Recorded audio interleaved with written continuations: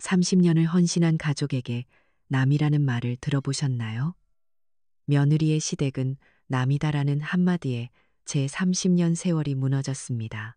애가 아프다던 며느리는 사돈과 일본 여행을 갔고 하나뿐인 아들은 어머니가 고루하다며 그들 편에 섰죠. 굴욕감에 저는 무너졌습니다. 당신이라면 이 배신을 어떻게 하셨겠어요? 30년의 의무를 끝낸 저의 마지막 선택. 그 통쾌한 결말이 궁금하다면 구독하고 제 이야기의 끝을 함께 해주세요. 찬바람이 옥기 사이로 스며드는 11월 초가 되면 저는 늘 서울교회 저희 집 창고문을 열어요. 1년 내내 닫혀있던 창고에서는 퀴퀴한 흙냄새와 마른 볏짚 냄새가 섞여서 나죠. 올해도 어김없이 그 문을 열었어요.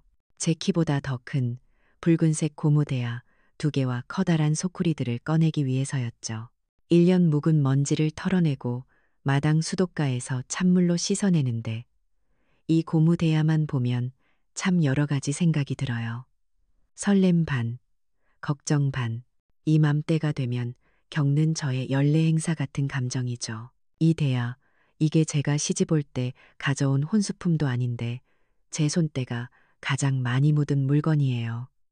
30년도 더 됐네요. 30갓 넘어 시집 와서 어머님께 이 대야를 물려받던 날이 생각나요. 그때 어머님이 제 손을 잡고 그러셨죠. 김장은 단순히 반찬 만드는 일이 아니라고. 이건 여자의 몫이라기보다 가족의 겨울 양식을 책임지는 집안의 가장 중요한 일이라고요. 그 말씀의 무게가 이 텅 빈 고무 대야의 무게보다 훨씬 더 무겁게 느껴졌어요. 30년 동안 저는 그 말씀을 어긴 적이 없어요. 남편은 읍내에서 실한 배추를 골라 밭에서 바로 실어 나르고 소금물에 절이는 몫을 했죠. 그럼 저는 밤새 물을 채 썰고 갓을 다듬고 굴을 씻고 속재료를 준비했어요. 그건 저의 몫이었죠. 제 삶이 그래요. 저는 63년생 김순자 서울 변두리에서 평생을 살았어요. 제 하루는 새벽 5시에 시작돼요. 남편 아침밥 챙겨주고 텃밭에 나가서 상추 몇 개씩 자라는 거 돌보고 제 삶은 가족이라는 울타리 안에서 참 성실하게 벽돌 쌓듯이 하루하루 이어져 왔어요. 그게 제 삶의 방식이었고 불만 같은 건 없었어요. 오히려 그게 제 자부심이었죠. 특히 김장철이 되면 그 자부심이 가장 커졌어요. 우리 며느리 지연이. 벌써 결혼한 지 10년이 됐네요. 지금 36이죠. 처음 5년, 6년은 어찌나 싹싹하고 예뻤는지 몰라요.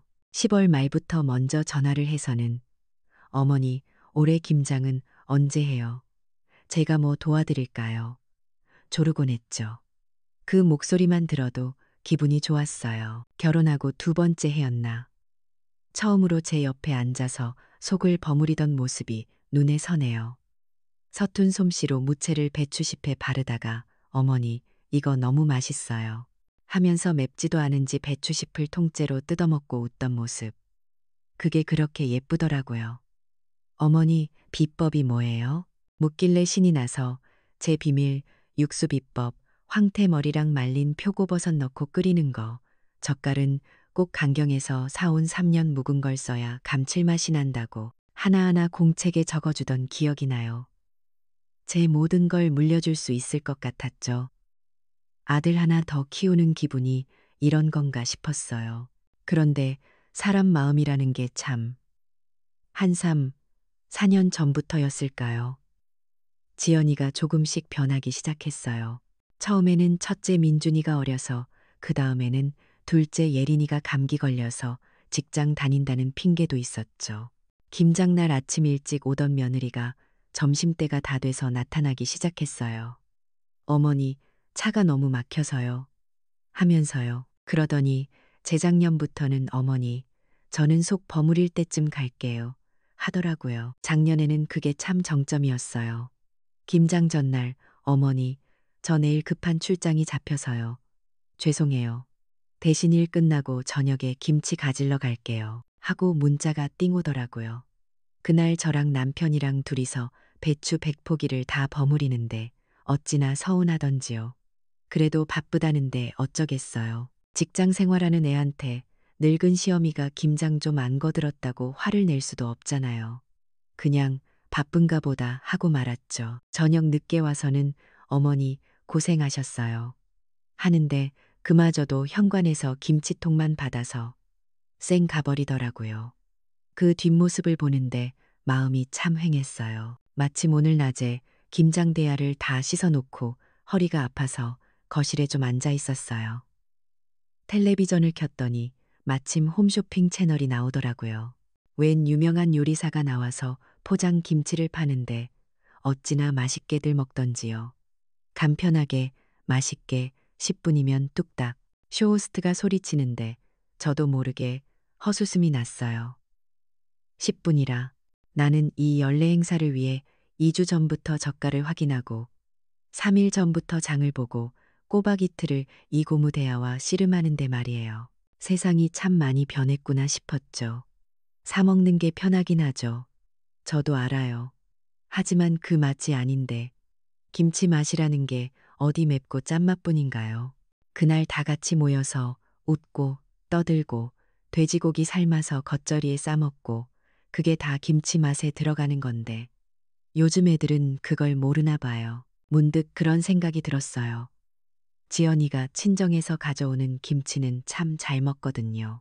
사돈댁은 전라도라 젓갈을 많이 넣고 진하게 담그시는데 그거 가져온 날은 꼭 어머니, 저희 엄마가 김치 보냈어요. 하고 자랑도 해요. 그건 괜찮죠. 친정엄마 김치 먹는 게 뭐가 나쁘겠어요. 그런데 그건 사랑이고 시어머니가 30년째 하는 김장은 노동이고 부담이 되는 건가. 그런 생각이 드니 마음 한구석이 또 서운해지더라고요.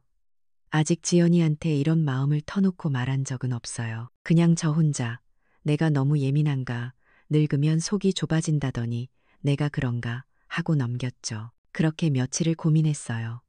올해는 그냥 우리 식구 먹을 만큼만 조금 담글까, 아니면 지연이한테 다시 한번 좋게 얘기해 볼까. 그래도 10년 넘게 우리 집 김치만 먹던 애들인데 안 주면 서운해하겠지. 민준이 예린이도 할머니 김치 제일 좋아하는데 달력을 넘겨봤어요. 이번 주 주말이 날씨가 딱 좋더라고요. 김장은 날이 너무 따뜻해도 안 되고 너무 추워도 배추가 얼어서 안 되거든요. 그래, 마지막으로 한 번만 더 물어보자. 좋게, 부드럽게. 아이들 핑계, 직장 핑계 다 이해하니까. 올해는 그냥 와서 얼굴이라도 비추고 같이 밥이라도 먹고 가라고. 그런 마음으로 핸드폰을 들었어요. 지연이 번호를 누르는데 왜 이렇게 망설여지는지 신호가 몇 번 가고 지연이가 전화를 받았어요. 여보세요. 하는데 주변이 좀 시끄러운 걸 보니 아직 퇴근 전인가 봐요. 저는 일부러 더 밝은 목소리로 말했죠. 지연아, 엄마야. 바쁘니? 지연이가 아, 네. 어머니, 무슨 일이세요? 하고 묻더군요. 아니, 다른 게 아니라 이번 주 주말에 날이 좋다는데 김장하려고 너 시간 좀 내라. 제 말이 채 끝나기도 전에 지연이의 목소리가 들려왔어요. 차갑고 망설임이라고는 1초도 없는 목소리였죠. 어머니, 죄송한데 저 올해부터 김장 못 가요. 요즘 누가 그렇게 힘들게 김장을 해요. 그냥 편하게 사서 드세요. 순간 귀가 멍해졌어요. 제가 잘못 들었나 싶었죠. 주변이 시끄러워서 그런가. 저도 모르게 핸드폰을 귀에서 살짝 댔어요. 뭐라고? 제 목소리가 아니게 작게 나갔어요. 지연이가 제 말을 못 들었는지 아니면 무시했는지 똑같은 말을 반복하더라고요. 사 먹는 것도 맛있어요. 저희도 그냥 사 먹을게요. 사 먹을게요. 저희도. 그 말이 꼭 어머니와 우리는 이제 상관없어요. 라고 선을 긋는 것처럼 들렸어요. 제가 뭐라고 더 말을 하려고 하는데 어머니, 저 지금 회의 들어가야 해서요. 바빠서 끊어요. 하더니 전화가 뚝 끊겨버렸어요. 뚝, 뚝, 뚝. 끊어진 전화기 너머로 들리는 신호음 소리만 거실에 울렸어요. 저는 한참을 그렇게 수화기를 든 채 멍하니 서 있었어요. 30년이었어요. 30년이었어요. 시어머님께 물려받은 이 고무대야처럼 제 삶의 가장 큰 기둥이었던 그 김장이라는 전통이 단 30초 만에 며느리의 차가운 말 한마디에 산산조각 난 느낌이었어요. 30년 세월이 통째로 부정당하는 기분. 그게 바로 제가 겪은 첫 번째 충격이었어요. 그 전화가 끊기고 나서 며칠을 어떻게 보냈는지 모르겠어요. 멍했죠. 30년 동안 당연하게 해오던 일인데 그걸 안 하겠다고 하니, 그것도 그냥 사 먹자고 하니 밥을 해도 모래를 씹는 것 같고 밤에 잠도 잘 안 오더라고요. 남편은 무슨 일 있냐고 묻는데 차마 며느리가 김장 안 한다고 해서 그런다고 말은 못 하겠더군요. 제 자신이 너무 초라해지는 것 같아서요. 그렇게 며칠을 넋이 나간 사람처럼 지냈어요. 콩나물이라도 좀 사와야 저녁을 해 먹을 것 같아서 억지로 몸을 이끌고 읍내 시장에 나갔죠. 정신이 다른데 팔려 있으니 사람들이 저를 쳐다보는지 어쩌는지도 몰랐어요. 한참을 그렇게 걷고 있는데 누가 뒤에서 제 어깨를 툭 치더라고요. 돌아보니 아랫마을 사는 박영숙 씨였어요. 그 양반, 참 말도 많고 동네 소식에도 밝아요. 박 씨가 짐짓 반가운 표정으로 제 팔을 덥석 잡았어요. 김 여사, 얼굴 보기 힘드네. 김장 준비는 다 했어? 우리는 어제 며느리랑 둘이 앉아서 다 끝냈네. 아이고, 허리야. 하면서 자기 며느리 자랑을 늘어놓기 시작했어요. 저는 억지로 입꼬리를 올리고 웃었어요. 아, 그러셨구나. 좋았겠네. 하고 얼버무렸죠. 제 표정이 안 좋았던 걸까요? 박 씨가 제 얼굴을 빤히 보더니 물었어요. 그런데 김 여사는 아직이야? 표정이 왜 그래? 아, 우리는 오래 안 하기로 했어요. 며느리가 바빠서 말이 헛나오더라고요. 제 딴에는 둘러댄다고 한 말인데 박 씨 귀에는 그게 핑계로 들렸나 봐요. 박 씨가 눈을 동그랗게 뜨더니 목소리를 낮추며 말했어요. 그래? 우리 며느리가 그러는데 김 여사 며느리랑 같은 회사 다닌다면서. 가슴이 덜컥 내려앉았어요. 그제야 생각났죠. 박 씨 며느리도 지연이랑 같은 건물에서 일한다고 오며 가며 본다고 했던 말이요. 제가 아무 말도 못하고 있으니 박 씨가 제 손목을 끌고 시장 구석에 있는 벤치로 가더라고요. 사람 지나다니는 데서 할 얘기는 아닌 것 같다고 하면서요. 벤치에 앉자마자 박 씨가 본론을 꺼냈어요. 우리 며느리가 며칠 전에 회사 휴게실에서 들었다는 거예요. 김 여사 며느리 지연이가 동료들이랑 하는 말을요. 동료 중에 누가 김장했냐고 물었나 봐요. 그러니까 지연이가 글쎄 콧방귀를 뀌면서 그랬다는 거예요. 김장이요? 아, 시댁 김장이요? 저는 그거 안 해요. 요즘 세상에 누가 그런 걸 해요. 거기까지는 제가 들은 말이랑 비슷했어요. 그런데 그 다음 말이 제 가슴을 후벼 파더군요.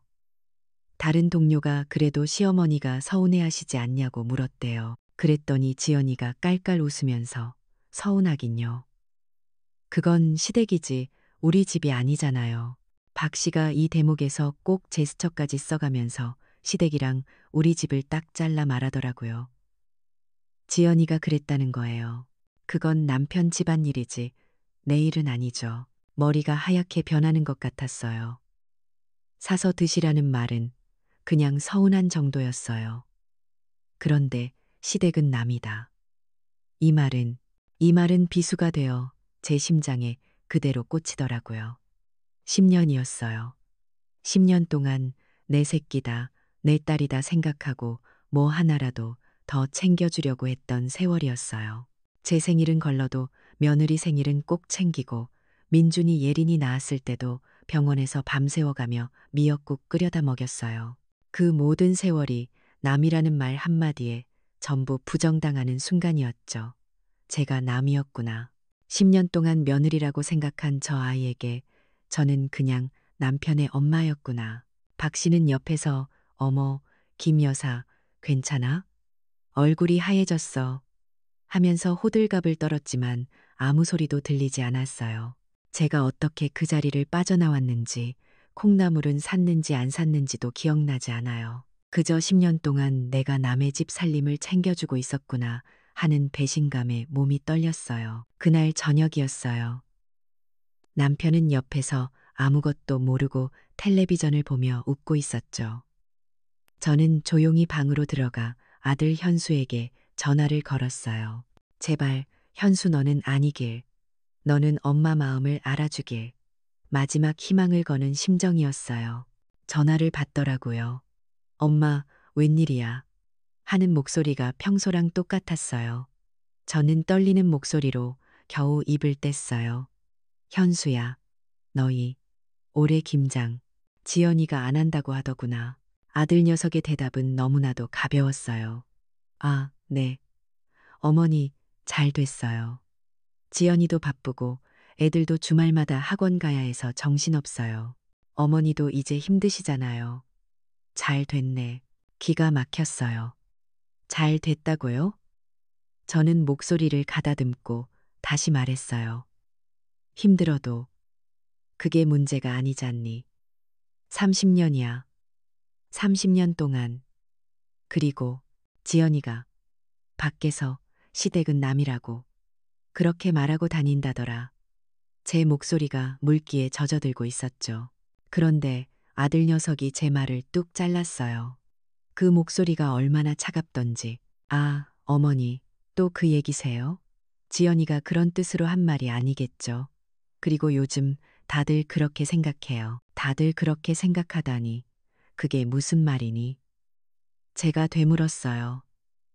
그러자 아들 녀석이 제게 평생 잊을 수 없는 말을 하더군요. 어머니처럼 생각하시는 분이 고루한 거예요. 시대가 변했어요. 어머니, 자꾸 지연이 스트레스 주지 마세요. 걔 회사 일만 해도 힘들어요. 고루하다. 며느리의 남이라는 말보다 아들의 그 고루하다는 말이 더 아팠어요. 제가 평생 지켜온 가치, 제 삶 자체를 고루하다고 하더군요. 전화가 끊기고 저는 거실 소파에 그대로 주저앉았어요. 남편이 놀라서 왜 그러냐고 묻는데 아무 말도 할 수가 없었어요. 30년 동안 쌓아 올린 탑이 무너져 내렸어요. 며느리에게 한 번, 그리고 제 아들 녀석에게 또 한 번. 저는 완벽하게 혼자가 되었어요. 그게 제가 느낀 절망이었어요. 아들에게 고루하다는 말까지 듣고 나니 정말이지 하늘이 무너지는 것 같았어요. 며느리가 나를 남이라고 생각한다는 것도, 아들 녀석이 제 어미 편이 아니라 그 남편에 서 있다는 것도. 그날 밤은 뜬 눈으로 새웠어요. 남편이 옆에서 코 고는 소리마저 야속하게 들리더군요. 그냥 다 그만두고 싶었어요. 30년 동안 지켜온 김장이 뭐라고 이 늙은이를 이렇게 비참하게 만드나 싶어서요. 하지만 김장 날은 어김없이 다가왔어요. 며칠 전 읍내시장에서 주문해둔 배추 20포기가 새벽같이 마당에 떡하니 배달되었죠. 이미 돈은 다 치렀고 이 싱싱한 배추를 그냥 물릴 수도 없잖아요. 남편은 그냥 올해는 하지 맙시다. 내가 저거 다 갖다 버릴게 하고 화를 냈지만 저는 차마 그럴 수가 없었어요. 이건 그냥 배추가 아니라 30년 제 세월인데 며느리랑 아들 녀석 보기 좋으라고 하는 건 아니었으니까요. 결국 그날 새벽 11월 중순의 쌀쌀한 공기를 맞으며 남편과 둘이 마당에 섰어요. 붉은 고무 대야에 물을 받고 배추 20포기를 소금물에 절이기 시작했죠. 예전 같으면 아들네 식구들까지 와서 북적대고 웃음소리가 끊이지 않았을 마당이 그날따라 어찌나 넓고 휑하던지요. 남편은 60대 후반, 저도 60대 중반이에요. 절인 배추 20포기를 씻어서 나르는 게 보통 일이 아니죠. 남편이 아이고 허리야 소리를 연신 내뱉었고 제 손목은 찬물에 시큰거렸어요. 우리 두 늙은이가 이 많은 걸 다 하려니 참 처량하더군요. 한참 배추 숨을 죽이고 있는데 제 핸드폰에서 카톡 소리가 울렸어요. 지연이었죠. 심장이 덜컥했어요. 혹시나 지금이라도 온다는 건가? 아니면 어제 아들한테 한 소리 듣고 미안하다고 하는 걸까? 떨리는 손으로 핸드폰을 열어봤어요. 어머니, 죄송해요. 하고 시작하더군요. 갑자기 예린이가 밤새 열이 나고 아파서요. 민준이도 오늘 학원 특별 수업이 잡혀서 도저히 못 가겠네요. 죄송합니다. 유유. 그 문자를 보는데 화가 나는 게 아니라 그냥 허탈하게 웃음이 났어요. 아프다. 그래, 아프다는데 어쩌겠어요. 민준이는 또 학원을 가야 하고요. 거짓말이라는 거 뻔히 알겠더군요. 시댁은 남이라던 목소리, 고루하다던 아들 목소리가 귓가에 맴도는데, 그래도 손주가 아프다는데, 학원 가야 한다는데, 시어미가 오라고 할 수는 없잖아요. 그건 전통적인 할머니가 쓸 수 있는 가장 완벽한 방패였어요. 남편이 뭐래? 온대? 하고 묻길래 그냥 애가 아프단다. 학원도 가야 하고 말았어요. 남편한테까지 이 구차한 얘기를 다 하고 싶지 않았어요. 그렇게 남편이랑 둘이서 끙끙대며 배추를 다 씻고 속재료를 버무리려는데 대문이 삐걱 열렸어요. 윗집 사는 이순례 씨였어요. 저보다 대여섯 살 위인 69세인데 저보다 훨씬 정정하고 목소리도 크죠. 순례 씨가 마당을 보더니 혀를 쯧쯧 차더라고요. 김 여사, 이 많은 걸 둘이서 다 하려고 했어? 며느리는? 아들은? 순례 씨 목소리에 제가 또 기어 들어가는 목소리로 애가 아프다네요. 하고 말했죠. 순례 씨가 제 얼굴을 빤히 보더니 쯧쯧. 요즘 것들 핑계는 아프긴 뭐가 아파하더니만. 자, 내가 팔 걷어붙일게. 나 이래 봬도 왕년에 김장 200포기도 거뜬했어 하고 고무장갑을 찾더라고요. 그렇게 순례 씨가 합류해서 다시 일이 시작됐어요. 순례 씨는 입이 쉬질 않았죠. 김 여사, 이럴 때일수록 정신 차려야 해. 며느리가 저렇게 기어오르는데 꾹 참고 있으면 나중엔 머리 꼭대기까지 올라앉는다고 하면서요.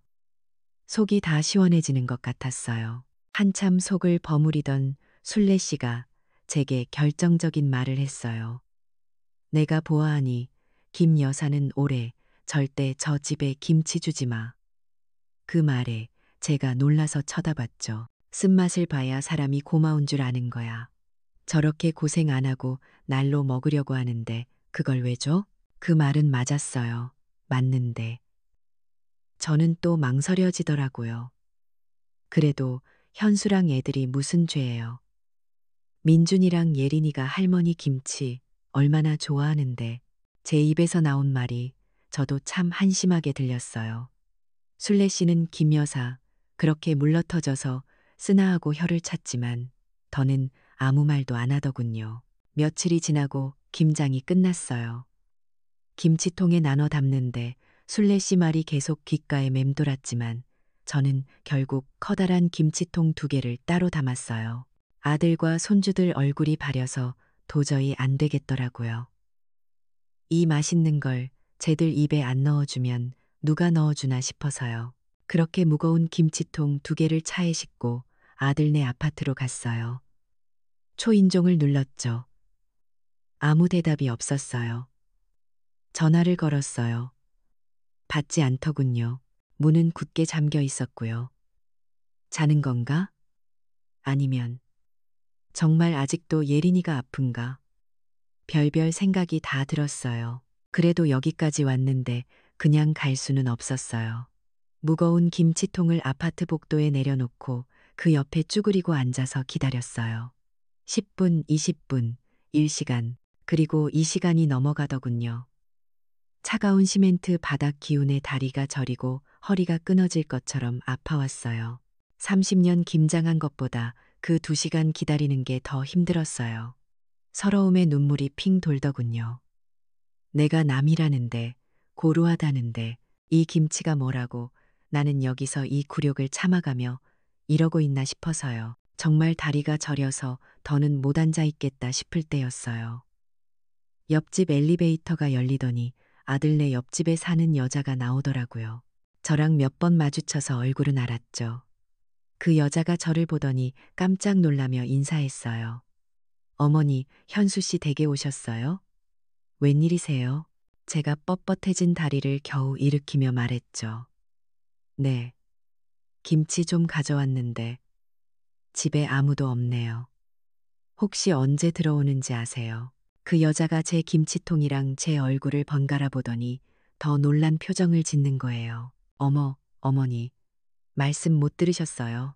현수 씨네 2일 전에 일본 여행 갔어요. 네? 일, 본, 이요? 예린이가, 예린이가 아프다고. 제 말이 끝나기도 전에 그 여자가 눈치 없이 휴대폰을 꺼내 들었어요. 아프긴요. 어제 지연 씨 SNS에 사진 올렸던데. 유니버설 스튜디오라고 했나? 애들 신났던데요. 자, 보세요. 그 여자가 제 눈앞에 내민 핸드폰 화면. 거기에는 활짝 웃고 있는 지연이, 내 아들 현수, 그리고 민준이, 예린이가 있었어요. 예쁘게 V자를 그리면서요. 그리고 그 옆에는 환하게 웃고 있는 지연이의 친정 부모님. 제 사돈 두 분이 나란히 서 있더군요. 김치통을 들고 있던 제 손이 부들부들 떨리기 시작했어요. 그 핸드폰 화면을 보고 나서 제가 그 무거운 김치통 두 개를 어떻게 들고 집까지 왔는지 기억이 잘 나지 않아요. 그 이웃 여자한테 뭐라고 인사를 했는지, 엘리베이터는 탔는지 그냥 정신이 멍했죠. 집에 와서도 한참을 현관에 서 있었나 봐요.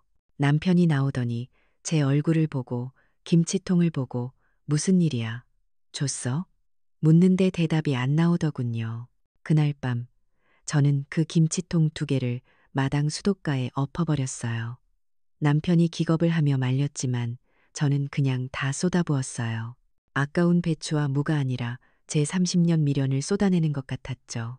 그날 이후로 저는 꼬박 일주일을 알아누웠어요. 일본 여행 사진, 사돈의 웃는 얼굴, 시댁은 남이라던 목소리, 고루하다던 아들의 목소리가 번갈아 가며 저를 찔러댔죠. 남편은 그럴 줄 알았다. 그놈들 당장 가서 엎어버리겠다고 불같이 화를 냈지만 저는 아무 말도 하지 않았어요. 그냥 열이 펄펄 끓고 몸이 돌덩이처럼 무거웠죠. 그렇게 일주일이 지났을 때 시동생에게서 전화가 왔어요. 주말에 가족 모임을 하자는 거였죠. 시아버지 제사 얘기도 미리 할 겸 다 같이 밥이나 먹자고요. 저는 정말 가고 싶지 않았어요. 그 애들 얼굴을, 특히 내 아들 녀석 얼굴을 어떻게 볼 수 있겠어요. 하지만 한편으로는 가야 했어요. 가서 직접 봐야 했어요. 그 거짓말을 하고 돌아온 며느리의 얼굴, 그리고 그 옆에서 웃고 있을 아들의 얼굴을요. 제 눈으로 확인해야 할 것이 남은 기분이었어요. 주말 저녁, 결국 저는 억지로 몸을 일으켜 한정식 식당으로 향했어요. 남편은 내내 가서 한마디 해야겠다고 벼르고 있었지만 저는 그냥 조용히 가자고 했어요. 식당 방에 들어서니 시동생네 식구들이 먼저 와 있더군요. 겉으로는 화기애애한 분위기였죠. 잠시 후 문이 열리고 지연이와 현수가 들어왔어요. 지연이는 정말 거짓말처럼 얼굴이 검게 타 있었어요. 일본의 11월 햇살이 그렇게 따가웠던 걸까요? 저와 눈이 마주치자 지연이는 0.1초 정도 멋쩍은 웃음을 짓더군요. 그러고는 금세 아무 일 없었다는 듯이 어머니, 아버님 잘 지내셨어요? 아이고, 시동생님도 오셨네요. 하고 싹싹하게 인사를 했어요. 그 뻔뻔함에 속이 뒤집히는 것 같았죠. 자리에 앉아 음식이 나오기 시작했어요. 시동생이 분위기를 띄우려고 이런저런 얘기를 꺼냈죠. 그러다가 시동생이 제게 물었어요. 형수님, 참, 올해 김장하셨어요. 저희 작년에 형수님 김치 너무 맛있게 먹었는데 올해도 좀 얻어먹으려고 했죠. 제가 대답하기도 전에 지연이가 제 말을 가로챘어요. 어머님, 이제 김장 안 하세요. 그 목소리가 어찌나 명랑하던지요. 시동생이 왜, 형수님, 김치 최고인데 하고 되물었죠. 지연이는 숟가락을 내려놓고는 마치 자기가 제 대변인이라도 되는 것처럼 말했어요. 에이, 요즘 젊은 사람들은 김장 안 해요. 그거 다 괜히 고생 사서 하는 거예요. 어머니도 힘드신데 시동생이 그래도 지연이 너희는 어머니가 해주시는 김치 맛에 살았잖아. 하고 제 편을 들어주는 척했죠. 그러자 지연이가 웃으면서 결정타를 날리더군요. 에이, 아니에요. 솔직히 전 사 먹는 게 더 맛있더라고요. 집 김치는 너무 짜요. 짜다. 그 한마디에 식당 방 안의 공기가 순간 멎었어요. 시동생도 남편도 다들 저를 쳐다봤죠. 제 30년 손맛이, 제 인생이 짜다는 한마디로 공개 처형당하는 순간이었어요. 저는 그 충격 속에서도 마지막 희망을 걸고 아들 현수의 얼굴을 쳐다봤어요. 내 엄마한테 무슨 소리냐고, 네가 먹어본 김치 중에 최고라며라고. 아내가 저렇게 무례하게 구는데 남편이라면, 내 아들이라면 한마디 해줄 줄 알았죠. 그런데 현수는요, 저를 쳐다보지도 않았어요. 그냥 하하 하고 웃더군요. 아, 이 사람이 입맛이 좀 까다로워서요. 장모님 김치도 짜다고 해요. 하면서 지연이 어깨를 감싸는 신용을 했어요. 그 웃음, 아들의 그 방관하는 웃음이 저를 완전히 무너뜨렸어요. 고루하다는 말보다, 남이라는 말보다, 일본 여행 거짓말보다 저 웃음이 더 잔인한 칼이 되어 제 가슴을 꿰뚫었어요. 저는 그 순간 깨달았어요. 아, 저 둘은 완벽하게 한 팀이구나. 그리고 나만 남이구나. 그 SNS 사진 속에서 나란히 웃고 있던 모습이 그제야 완벽하게 이해가 됐어요. 저는 아무 말 없이 자리에서 조용히 일어났어요. 남편이 어디 가냐고 묻는데 화장실 좀 하고 짧게 답했죠. 화장실에 들어가 문을 잠갔어요. 거울 앞에 섰는데 웬 늙고 병든 여자가 저를 보고 있더군요. 굴욕감에 눈물이 차올랐지만 꾹 참아냈어요. 아니, 눈물조차 나오지 않았어요. 너무 큰 충격을 받으면 눈물도 마르나 봐요.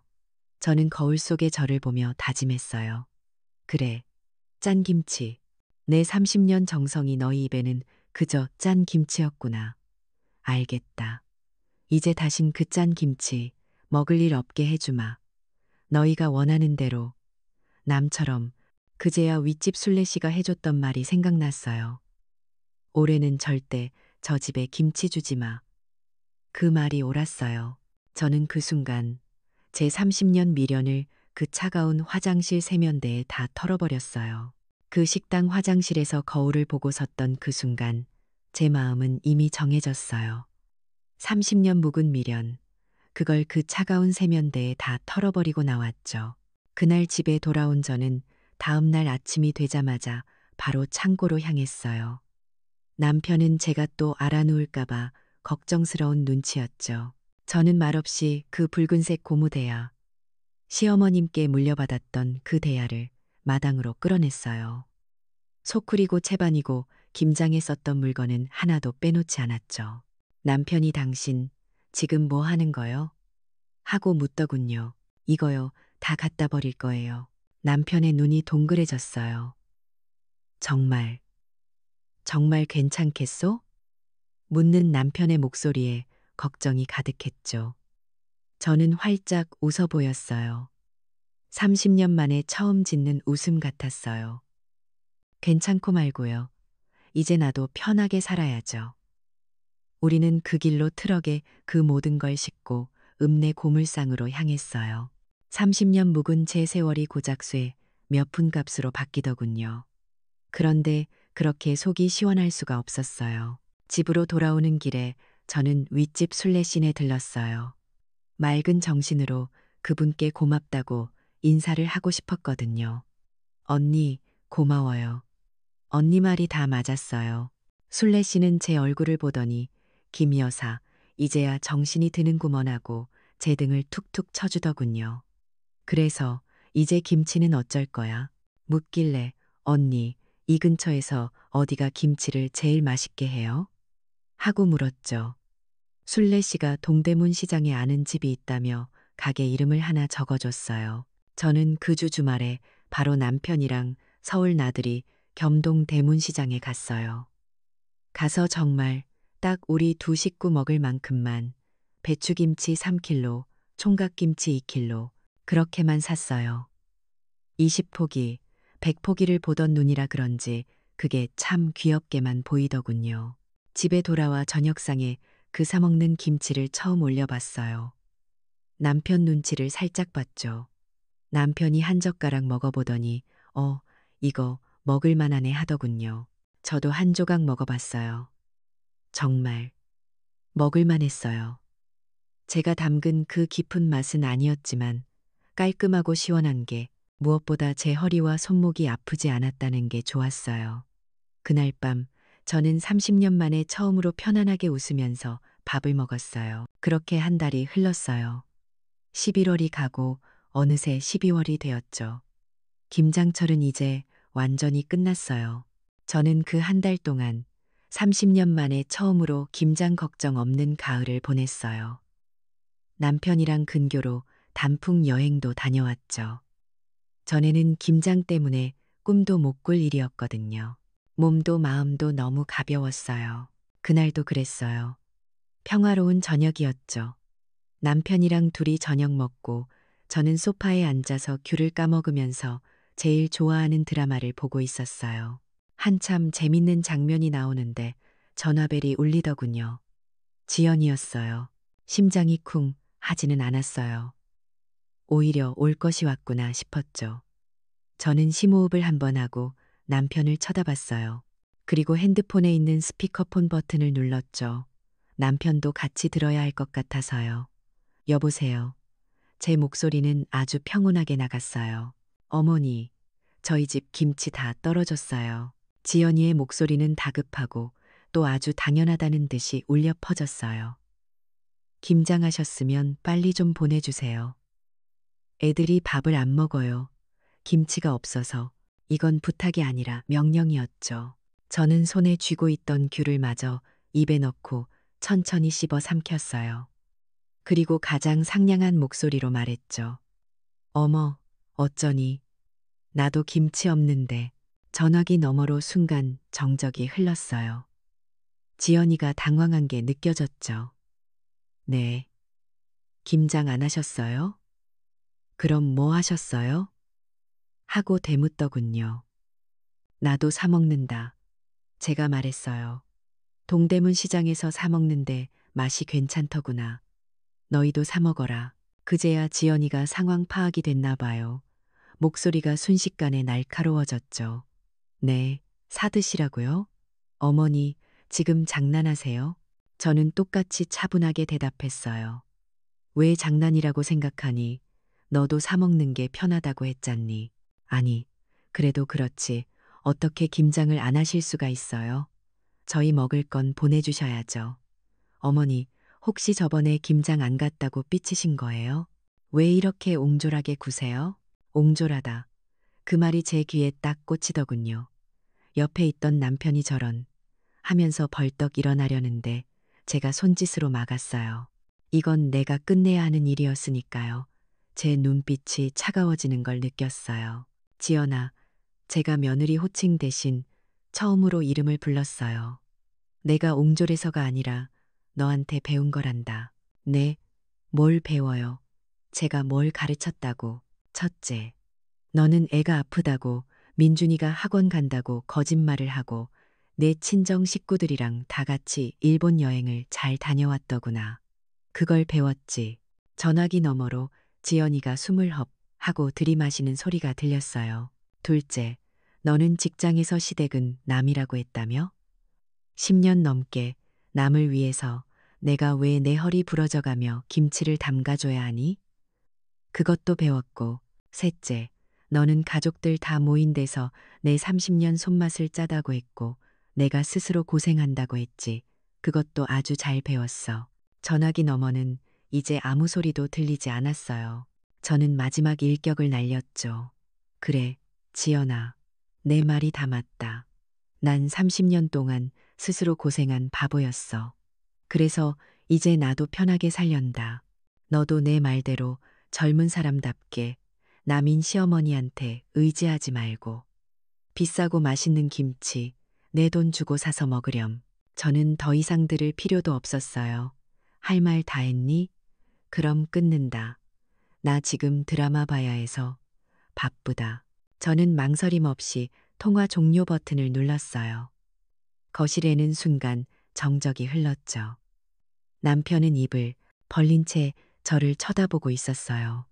저는 그런 남편을 보며 30년 묵은 체증이 한순간에 쑥 내려가는 것 같은 그런 긴 한숨을 내쉬었어요. 정말 해방된 기분이었어요. 지연이와의 전화가 그렇게 끊기고 거실에는 한동안 정적만 흘렀어요. 옆에서 스피커폰으로 모든 걸 듣고 있던 남편이 입을 떡 벌린 채 저를 쳐다보더군요. 당신, 방금 당신이 하면서 말을 잇지 못했어요. 저는 그냥 30년 묵은 체증이 한꺼번에 쑥 내려가는 것 같은 그런 긴 한숨을 내쉬었어요. 정말 해방된 기분이었죠. 아니나 다를까 며칠 뒤에 아들 현수에게서 전화가 왔어요. 지연이한테 다 전해들었겠죠. 이번에는 아들 녀석 목소리가 아주 격앙되어 있더군요. 어머니, 어떻게 지연이한테 그렇게 심한 말을 하실 수가 있어요? 집사람이 충격받아서 알아누웠어요. 저는 알아누웠다는 말에 눈 하나 깜짝하지 않았어요. 심한 말이 아니라 사실이지 않니? 너는 그걸 다 알면서도 그날 식당에서 내 앞에서 웃었잖니? 제 차분한 목소리에 현수가 오히려 당황했나 봐요. 잠시 말을 못하더니 결국 본심을 드러내더군요. 아니, 그래도 사먹는 김치가 얼마나 비싼 줄 아세요? 맛도 없고요. 애들이 할머니 김치만 찾아요. 김치 좀 보내주세요. 네, 결국 그 소리였어요. 저는 한숨이 나오려는 걸 꾹 참고 말했죠. 현수야, 엄마 바쁘다. 네, 정말 바빴어요. 이제부터 너희 집 김치는 너희가 알아서 해라. 그게 네가 말한 요즘 방식 아니니. 저는 그 말만 남기고 아들 녀석의 전화를 단호하게 끊어버렸어요. 더 이상 그 녀석의 불평에 휘둘리고 싶지 않았거든요. 그날 이후로 제 삶은 완전히 달라졌어요. 저는 윗집 순례 씨를 찾아갔어요. 언니, 나도 이제 뭐라도 좀 해야겠어. 순례 씨는 잘 생각했다며 저를 동네 복지관에 데려갔죠. 그렇게 제 새로운 삶이 시작됐어요. 처음에는 복지관에서 하는 독거노인들 식사 배달 돕는 일부터 시작했어요. 30년 넘게 가족들 밥만 챙기다가 생판남을 위해 밥을 짓고 반찬을 만드는 게 처음엔 어색했죠. 그런데 할머니 밥 잘 먹을게요 하고 꾸벅 인사하는 그분들을 보는데 이상하게 눈물이 핑 돌더군요. 제 30년 헌신이 엉뚱한 곳이 아닌 정말 필요한 곳에 쓰이는 기분이었어요. 거기서 새로운 친구들도 사귀었어요. 다들 저랑 비슷한 사연, 하나씩은 갖고 사는 할머니들이었죠. 같이 노래교실도 다니고 뜨개질도 배우면서 잃어버렸던 웃음을 되찾았어요. 남편도 당신 얼굴이 10년은 젊어졌다고 하더군요. 그렇게 1년이 훌쩍 지났어요. 다시 찬바람이 불고 김장철이 돌아왔죠. 복지관에서 사랑의 나눔 김장 행사를 한다고 하더군요. 저도 당연히 참여했죠. 예전처럼 배추 20포기, 100포기가 아니었어요.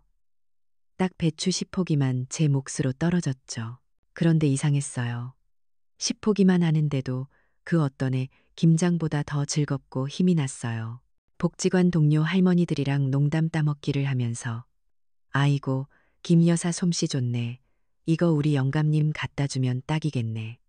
웃고 떠들면서 버무리는데 이게 정말 김장하는 기쁨이구나 싶었어요. 이 김치를 받아들고 좋아할 독거노인들 얼굴을 생각하니 콧노래가 절로 났죠. 그때 깨달았어요. 김장 자체가 나쁜 게 아니었어요. 누구를 위해 어떤 마음으로 하느냐가 중요했던 거예요. 그렇게 즐겁게 김장을 마치고 집으로 돌아온 저녁이었어요. 씻고 막 다리를 뻗고 앉으려는데 초인종이 울렸어요. 남편은 이 시간에 누구지? 하며 나가보더군요. 현관에서 누구? 아가씨는 하는 남편의 목소리가 들리고 잠시 후 지연이가 거실로 들어섰어요. 혼자 왔더군요. 1년 전 그 뻔뻔하고 검게 탔던 얼굴이 아니었어요. 화장기 하나 없이 초췌하고 어색한지 손만 만지작거리고 있었죠. 제가 웬일이니 하고 묻자 지연이가 한참을 망설이다가 입을 열었어요. 어머니, 오늘 복지관에서 김장하셨다고 들었어요. 그리고는 고개를 푹 숙이더군요. 어머니, 내년에 저희 같이 김장해요. 그 말을 듣는데 예전 같으면 눈물부터 났을 거예요. 그래, 이제라도 네가 정신 차렸구나 하고 손을 잡았겠죠. 하지만 저는 그러지 않았어요. 그냥 가만히 지연이 얼굴을 바라봤죠. 저는 부드럽게 하지만 아주 단호하게 웃었어요.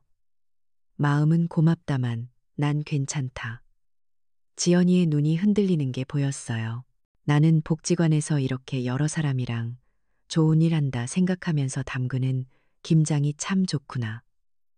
나 이제 그냥 편하게 살고 싶다. 더 이상 며느리의 제안에 흔들리지 않았어요. 제 삶을 찾았으니까요. 63살, 아니 64살이 되어서야 저는 의무가 아닌 기쁨으로, 헌신이 아닌 나눔으로 김치를 담그는 제 자신의 삶을 찾은 거예요. 그 평화로운 미소가 제 진짜 얼굴이었어요. 김순자 씨의 30년 김장은 의무였지만 복지관의 10포기 김치는 기쁨이었어요. 헌신이 당연한 권리가 되고 존중이 사라진 곳에서는 그 헌신을 거두고 자신의 삶을 찾는 것이야말로 진정한 행복의 시작이더라고요.